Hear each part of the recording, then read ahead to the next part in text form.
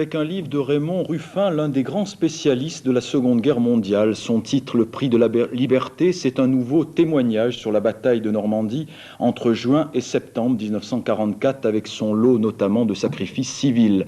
C'est une bataille vue à travers le regard, cette fois, d'une commune du Calvados, Bonnebaut. Ça fait déjà un bon bout de temps que Raymond Ruffin a porté un regard nouveau sur sa commune natale. En gros, depuis 20 ans, lorsqu'il s'est lancé dans l'étude des mouvements de résistance en Normandie.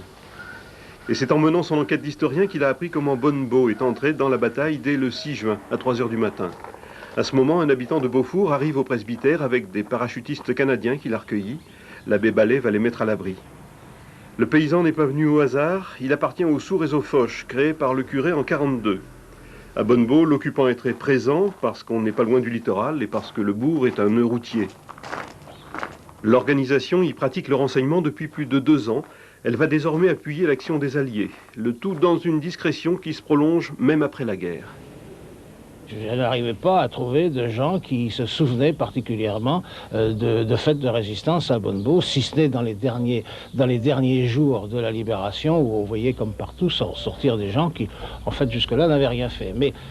Mais le réseau de résistance, il figure d'ailleurs dans les organigrammes du réseau Comète, puisqu'il était rattaché au réseau Comète, et c'est d'ailleurs à partir de là que j'ai repris à l'envers la descente vers Bonnebaut, pour me retrouver ici avec des gens que j'avais connus, moi, puisque j'ai passé mon enfance ici, avec des gens que j'avais connus à l'époque, sans soupçonner, bien entendu, qu'ils appartenaient à la résistance.